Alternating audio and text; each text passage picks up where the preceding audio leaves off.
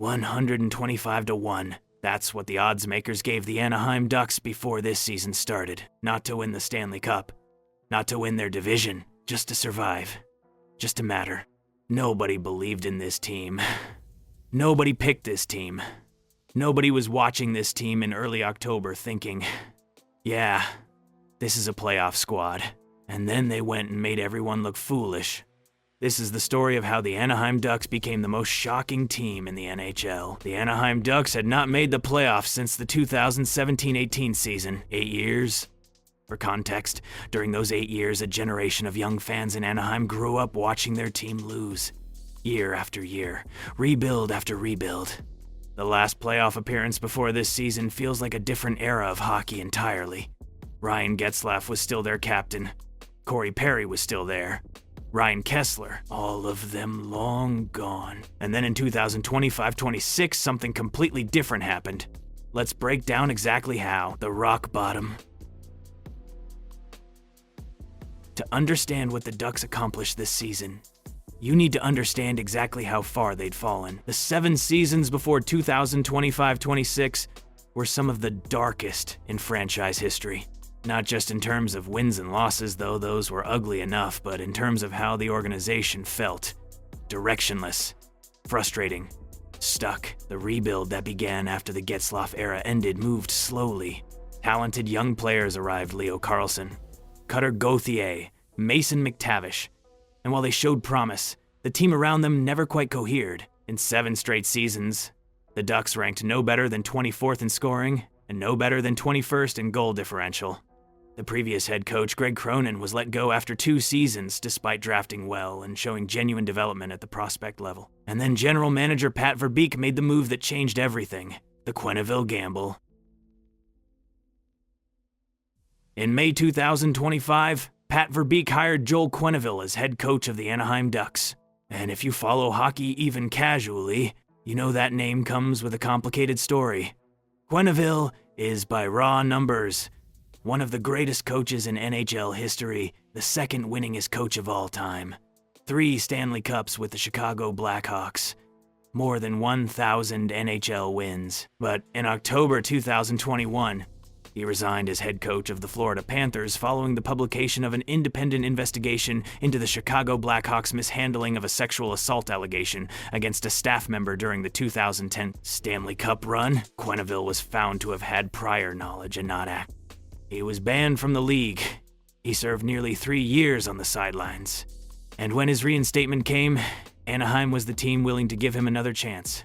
Whether you agree with that decision or not, the on-ice results were immediate and undeniable. Along with Quenneville came a new coaching staff: Jay Woodcroft, Ryan McGill, and Andrew Brewer into the roster. Verbeek added veteran forwards Mikael Granlund and Chris Kreider, along with depth center Ryan Poling. The changes weren't seismic on paper, but the effect on the young core was profound. The season starts and the Ducks fly. Within weeks of the season starting, it was clear that something had genuinely changed in Anaheim. The Ducks jumped out of the gate as one of the most offensively dynamic teams in the entire National Hockey League, ranking 1st in goals per game and 4th in goal differential through the early weeks of the season. Remember, a team that hadn't ranked better than 24th in goals scored in any of the previous 7 seasons was suddenly leading the league. That's not a statistical blip. That's a system working. The forward trio of Cutter Gauthier, Leo Carlsson, and Troy Terry became one of the most productive teammate combinations in the entire NHL, combining for 49 points in October alone. Veteran Jacob Trouba, former captain of the New York Rangers, brought a steadying presence to the blue line that the Ducks had been missing for years. And in net, Lucas Dostal quietly put together one of the more underrated goaltending seasons of the year, posting 30 wins, and the competence that young teams desperately need to actually turn talent into victories. The season had its turbulence too. A 9-game winless streak in December had people wondering if the early success was real or just a mirage. Then a 6-game winless stretch later in the year tested the resolve of the room.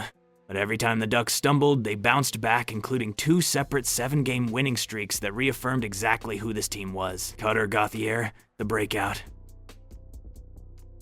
The player who most embodies what happened in Anaheim this season is Cutter Gauthier.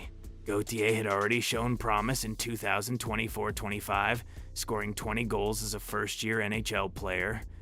which was impressive. But nobody, and we mean nobody, predicted what was coming. In 2025-26, Gauthier doubled his goal-scoring total. 41 goals, 69 points, all at 22 years old. The fourth Anaheim Duck in franchise history to reach the 4-0 goal mark. His teammates rallied around that production. Defenseman Jackson Lacombe, quietly one of the most underrated young blue liners in the Western Conference, contributed 48 assists, an extraordinary total for a player most casual fans had barely heard of. And Beckett Seneke, another first-round building block, continued developing into the kind of power winger the organization had always hoped he'd become. Young players growing together, under a coach who knew how to pull the most out of skilled forwards, inside a system that finally made sense for the talent on the roster. This is what good organizational building looks like when it comes to fruition. Veterans finding new life. One of the most remarkable subplots of Anaheim's season was what happened to the veterans Verbeek brought in. Chris Kreider, who at 34 had been a New York Rangers stalwart for years, arrived in Anaheim and looked rejuvenated. The combination of playing alongside younger, faster line mates and operating in Quenneville's system brought something out of him that the Rangers had stopped seeing. Jacob Trouba's story was even more striking. In New York, by the end, Trouba had become a symbol of a team in decline, a veteran captain on an aging, struggling roster. In Anaheim, surrounded by youth and optimism, he stabilized the blue line and provided the veteran presence the young defenseman next to him needed. This is something Quenneville has done throughout his coaching career. Take players the rest of the league has written off or moved past and find new ways to use them. He did it in Chicago. He did it in Florida. And he did it in Anaheim, clinching the playoffs. On April 13, 2026, the San Jose Sharks defeated the Nashville Predators. And with that result in a game Anaheim didn't even play in, the Ducks clinched a playoff berth for the first time since 2018. 8 years. The scenes inside that locker room and among the Ducks fan base told the whole story. This wasn't a city that expected this. This wasn't a team that went into October thinking, this is our year. They finished the regular season 4-3-3-3-6. A record that, when you compare it to any of the previous 7 seasons, is almost incomprehensible in its improvement.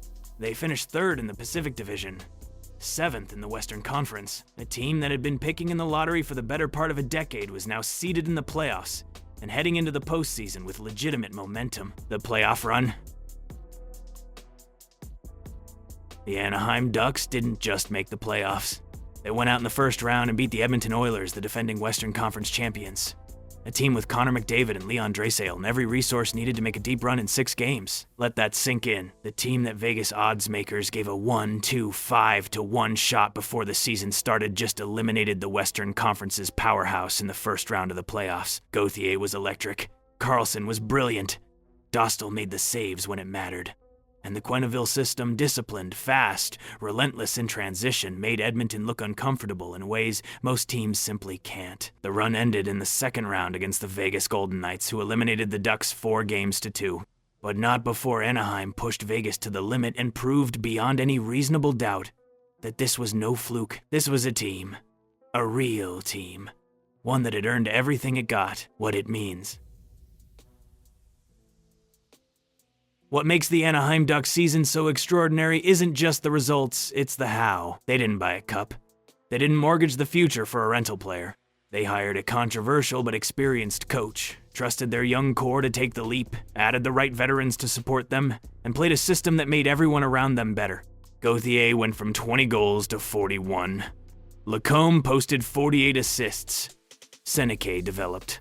Carlson emerged as a genuine franchise center. And Quenneville, whatever your feelings about the circumstances of his return, prove that he can still walk into a broken situation and make it function. The league noticed. ESPN ranked the Ducks as one of the most improved teams in the NHL after the season. Pat Verbeek's patient, structured rebuild was called one of the best executed rebuilds of the modern era. And now, every team watching from the outside has to reckon with the fact that Anaheim is only going to get better. Gauthier is 22.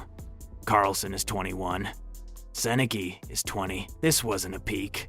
This was a starting point. Before this season started, 1-2-5-1. Before this season started, nobody was picking the Anaheim Ducks for anything. Before this season started, 8 straight years of missing the playoffs had convinced most of the hockey world that this rebuild would take even longer. And then Cutter Gauthier scored 41 goals, and then the young core grew up together.